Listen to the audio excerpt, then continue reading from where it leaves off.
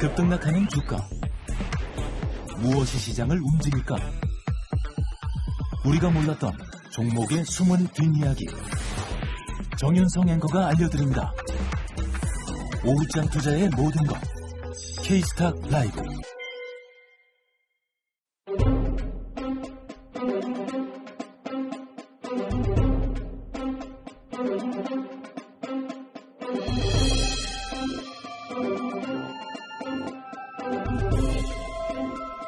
네, 오후장 인기 급상승하고 있는 인급종에 대한 진단, 또 종목 중심으로 시장에 대한 대응 전략 세워보도록 하겠습니다. 오늘은 미르경제연구소 정태근 이사, 메리츠증권 정영훈 과장 자리해 주셨습니다. 안녕하세요. 네, 반갑습니다. 네, 두 분과 함께 오후장 움직이고 있는 인급종 바로 살펴보도록 하겠습니다. 오늘의 첫 번째 인급종입니다. 자, AI 반도체가 오를 때 가장 탄력적인 힘을 보여줬던 종목입니다. 자, 첫 번째 인급종 바로 네오셈인데요. 오늘 고점 대비로는 상승폭이 다소 축소되기는 했습니다만 9월 말에 반도체 반등이 나올 때 상한가까지 찍으면서 강했고 오늘도 힘을 내주고 있는 상황입니다. 엔비디아발 훈프 또 끼에 있게 움직였던 네오셈은 왜 항상 그래도 유독 강한 모습을 보이는 것인지 정태근 이사님 오늘 좀 상승폭이 둔화되긴 했습니다만 그래도 꼭 네오셈이 제일 먼저 좀 치고 올라오는 움직임을 보이고 있는데 그 이유가 좀 어디에 있다고 보세요? 일단은 그 이유는 일단 시장에서 찾아봐야 되는데 시장에서는 아무래도 HBM CXL 쪽으로 좀 집중을 좀 하는 것 같아요. 잘 아시겠지만 일단은 네오셈이 날짜를 좀 보게 된다라면은 그 9월 26일날 상한가에 진입이 됐거든요. 근데 그날 SK하이닉스가 8% 이상 강세를 보일 동반해서 같이 강세를 보였습니다. 근데 그 부분이 결국에는 하이닉스 때문에 움직이게 된 거고, 그리고 SK하이닉스 같은 경우에 일단 HBM 쪽을 봐야 되겠지만 차세대 이제 메모리, CXL 쪽으로 분위기가 넘어가는 분위기들이 있다 보니까 거기 좀 주목을 하는 것 같아요. 왜냐면은 전날 인텔 코리아가 가오디 3하고요. 그리고 CXL 2.0을 지원한 서버용 CPU, 지원 6를 이제 여기서 출시한다고 공개를 했거든요.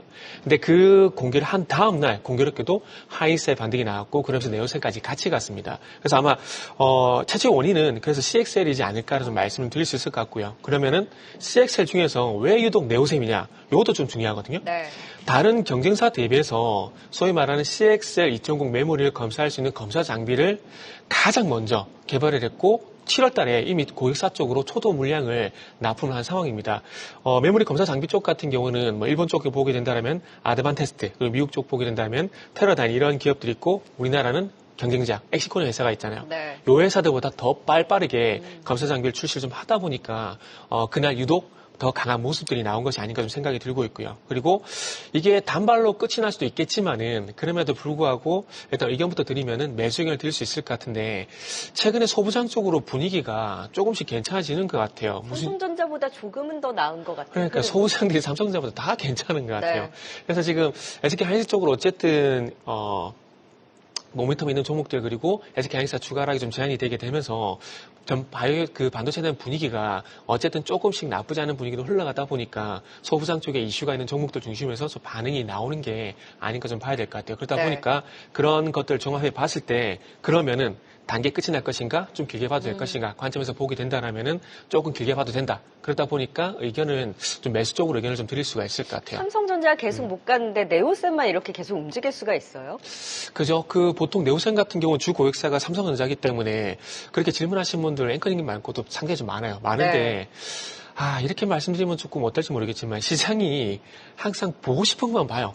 그러니까 네오셈을 보게 된다면 삼성전자 쪽을 봐야 되고 삼성전자 같은 쪽을 보게 된다면은 또 이제 네오셈이 버닝 테스트라 그래가지고 이것도 삼성전자 쪽으로 이제 콜 테스트를 바꾼 상황이거든요. 그렇게 보면 삼성전자하고 같이 움직여야 돼요. 네. 그런데 최근에 와서는 또 이제 주 고객사는 아니지만 그래도 고객사는 하이닉스 쪽으로 모멘텀이 조금 이제 시선을 좀 보다 보니까 그런 연유로 좀 보는 것 같아요. 그러니까 이렇게 말씀드릴게요. 같은 연상에도 시장이 달리 이렇게 보듯이 뭐 종목 네오셈 같은 경우도 삼성전자를 봐야 맞지만 조금 전에 설명 좀 드렸듯이 SK하이닉스 쪽으로 네오셈을 좀 집중해서 보니까 이런 현상이 좀 나오는 것 같아요. 그래서 네오셈은 더 갈 수 있는 힘이 있다. 네네. 신규 매수도 유효하다. 네, 지금은 뭐 조정 구간이기 때문에 충분히 조정을 위한 매수 가능하다 판단하고 있습니다. 네, 네오쌤 최근에 또 탄력적인 힘을 보여줬던 종목입니다. 매수 가능하다라는 긍정적인 분석 주셨네요. 자, 이어서 두 번째 인급종도 살펴보겠습니다. 긴 거래 정지 이후에 인적 분할과 함께 거래가 재개된 한화 에어로스페이스도 오늘 모처럼 장대 양봉을 그리면서 오후장 더 힘을 내주고 있네요. 6.6%대 오름세. 지금 중동 뭐 전쟁발 이슈가 부각되기도 했고 이제 순수 방산 가치가 더 부각이 될 수 있을지 무엇보다 실적 기대 또한 유효한 상황입니다. 정영훈 과장님, 다시금 최고가 돌파가 가능할지 지금 바라보는 주요한 모멘텀과 재료 뭔가요? 사실 뭐 특별히 뭐 바뀐 건 없습니다. 저희가 이 방송 통해서 대표적으로 LIG 넥스원 그리고 이제 하나 에어로스페이스 자주 이제 언급을 드렸었는데, 기존에 이제 항상 탑픽으로 좀 LIG 넥스원 말씀드리면서 하나 에어로스페이스도 동반해서 또 이제 현대 로템도 저희가 몇 차례 아마 이 방송 통해서 말씀드렸던 것 같습니다. 그래서, 다 이제 긍정적, 국내 이제 방산주, 최근에 뭐 올해 YTD로 국내 방산주 ETF만 보더라도, 굉장히 양호한 그런 안정적인 주가 상승 흐름을 보실 수가 있으실 텐데요. 그만큼 지금 이제 러시아 우크라이나 전쟁 이후에 유럽의 이제 방산 이제 수출이 유럽향 방산 수출이 좀 증가하기 시작했고, 여기에 또 중동발 최근에 또 리스크도 대수가 확장되면서 향후에 추가적으로 이제 중동발 수출도 좀 증가할 수 있다라는 점, 이러한 모멘텀들이 계속해서 방산주에는 좀 긍정적인 영향을 미치지 않을까 그렇게 보고 있습니다. 특히나 지금 하나 에어로스페이스 같은 경우 이제 인적 이후에 이제 재상장된 이후에 좀 좋은 흐름이 좀 나타나고 있는데요. 네. 그동안에 쉬는 동안에 기타 방산주 좀 흐름이 좋았었고, 네. 그리고 또 지난 2분기에 상당히 실적도 좋았습니다. 그래서 지금 현재 수주잔고도 30조 원이 지금 넘는 상황이고, 하반기에도 이러한 실적 모멘텀이 이어질 수 있다는 점, 여기에 또 추가적으로 뭐 잘 아시다시피 방산 모멘텀이 또 연말로 가면 갈수록 또 핵심 이벤트가 좀 남아 있잖아요. 즉 이제 미국 이제 대선 또 결과에 따라서 뭐 아시다시피 국내 시장에서 이제 트럼프가 만약에 당선이 된다라고 한다면 당연히 이제 국내 방산주들의 가장 강력한 호재로 좀 작용할 것으로 지금 보여지고 있고, 또한 이제 해리스가 당선이 된다 하더라도 향후 한미 동맹 강화라든지란 추가적인 그러한 또 모멘텀이 좀 발생할 수 있다라는 점에서 양측 모두 상당히 좀 긍정적인 좀 모멘텀으로 작용하지 않을까 싶습니다. 네. 그래서 일단 지금 현재 시점에서 단기적인 그런 센티멘트도 중동발 리스크가 부각이 되면서 우호적인 상황이고, 네. 여기에 또 하반기 추가적인 실적 모멘텀 플러스 미 대선이라는 빅 이벤트가 아직은 남아있는 상황이기 때문에 당분간 주가 상승 흐름은 좀 이어질 가능성이 높지 않을까 그렇게 생각을 하고 지금 있습니다. 오후장 현대로템의 상승폭도 더 확대가 되고 있거든요. 네. 현대로템은 워낙 이 하나에어로스페이스 쉴 때도 추세가 좋았고, 그렇죠. 지금 폴란드와의 2차 계약 기대가 지금 연내 좀 임박한 것 아니냐라고 네네. 하면서 다시 한번 힘내주고 있는데 같이 또 긍정적으로 맞습니다. 보시겠죠? 최근에 네. 뭐 수급 동향을 보더라도 외국인 투자자들이 LIG 넥스원, 하나 에어로스페이스, 현대로템 이러한 핵심 국내 이제 방산주들을 집중적으로 지금 매수를 하고 있거든요. 그러한 지금 최근에 중동발 리스크에 따라서 좀 매수세가 좀 강하게 유입되고 있습니다만, 이러한 분위기가 최소 이달 말에서 다음 달 초까지는 계속해서 좀 이어질 가능성이 좀 높지 않을까 그렇게 생각을 하고 있습니다.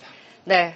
방산은 쉴 때가 매수 기회라더니 다시 한번 강한 힘을 보여주고 있는 한화에어로스페이스, 현대로템뿐만이 아니라 방산주들은 여전히 모멘텀 진행형이다. 매수에 대한 관점 주셨습니다. 네, 지금 이 시각 또 사이렌이 울리고 있는 VR 발동 종목 찾아보도록 할까요? 시황센터 연결합니다. 권미정 캐스터. 네, 시황센터입니다. 오후장 VR 발동된 종목 통해서 시장 분위기 살펴보시죠. 우선 조금 전에 하방 VR 발동된 종목이 있습니다. 알파녹스고요. 그 뒤를 이어서는 베노티에랄, 그리고 알메, 그리고 금투세와 관련해서 결정을 좀 유예했다는 뉴스가 나오면서 시장이 잠깐 흔들렸는데요. 그때 코데즈 컴바인까지 상방 VR 발동되면서 현재 11%대의 강세를 보여주고 있습니다. 그럼 VR 특징주 통해서 시장 분위기 조금 더 자세히 살펴보겠습니다. 오늘의 VR 특징주는 첫 번째 대한전선입니다. 대한전선은 싱가포르에서 8,400억 규모의 전력망 사업을 수주하면서 급등했습니다. 초갑 교류 송전망 수출로는 국내 최대 규모인데요. 8,400억은 지난해 매출의 30%에 해당하는 금액으로 대한전선이 국내외에서 수주한 프로젝트 중에서 가장 큰 규모의 수주입니다. 회사는 유수의 글로벌 업체와의 경쟁에서 선정됐다면서 그 의미를 높게 평가했는데요. 장 출발 전에 공시가 나온 후 상승폭이 점차 커졌고요. 11시 30분경에는 상반부에 발동됐습니다. 장중에 15%까지 급등했는데요. 현재도 12%대의 강세를 유지하고 있습니다.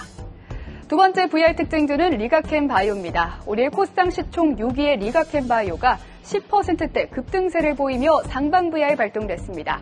전거래일 리가켄 바이오의 항체 약물 접합체 ADC 신약인 LCB84가 베스트 인 클래스, 즉 같은 계열 내 최고 성능 가능성이 높아진다면서 긍정적인 리포트가 나왔는데요. 오늘 바이오주, 특히 유한양행을 중심으로 강세가 이어지자 이후 리가켄 바이오에도 투심이 확대된 것으로 보입니다. 리가켄 바이오 현재도 9%대 강세를 유지하고 있습니다. 지금까지 VR 특징주 전해드렸습니다. 네, 리가켄 바이오가 지금도 VR 발동 이후 거의 10% 가까운 급등 잘 유지를 하면서 오늘 역시 제약 바이오주들의 강세가 눈에 띕니다. 또 그 안에서 개별 이슈로 모멘텀을 보여준 대한전선이 오전장부터는 좋았는데 오후장에 또 VR 발동되면서 더 상승폭을 키우고 있네요. 인급종 대한전선 살펴보도록 하겠습니다. 무려 8천억 원 규모의 계약 체결 소식을 전했는데 엄청난 대규모의 이 계약 체결 소식과 더불어서 호재에 강하게 또 반응을 해주고 있는데요. 정태근 이사님, 네. 대한전선이 이제 다른 전력주들 살짝 지금 또 이끌고 있는 상황인데, 네. 이 모멘텀 계속해서 착착착착 더 주가로 반영할 수 있을까요? 사실 전력 설비하고 전선 얘기하게 되면은 네. 사실 좀 저는 그 부정적으로 좀 보고 있거든요. 네, 근데 왜요? 이게 약간 논란이 좀 많을 것 같아요. 이게 꼭 작년 그 하반기 때 2차 전지 좀 안 좋게 말씀드리면은 좀 욕을 많이 먹고 그랬었는데 지금 전력 설비도 그렇고요. 전선도 그렇고 내용을 보게 되면은 너무나 내용들이 좋습니다. 뭐 수주 잔고 같은 경우에도 잘 아시겠지만 뭐 전력을 제외하고 뭐 전선만 보더라도 지금 전선 수주 같은 경우도 7조 원이 넘어가고 있고 LS 전선하고 대한전선 같은 경우도 올해 합산 매출이 10조 원이 넘어갈 거라는 얘기가 있거든요. 그러니까 이런 것들만 보게 되면 당연히 좋은 거고 분명히 주가가 간다라고 보는 게 맞습니다. 그런데 제가 서두 2차 전지 얘기를 살짝 꺼냈잖아요. 자, 우리가 작년에 한번 가보자고요. 이게 상반기 때 물론 그 2차 전지 같은 경우도 수주라든지 실적 이런 부분들이 반영되기 위해서 주가와 좋은 것들이 같이 동행하는 모습이 나왔는데 아시겠지만 하반기 가서는 좋은 건 좋은 것들이지만 주가는 반대로 갔었거든요.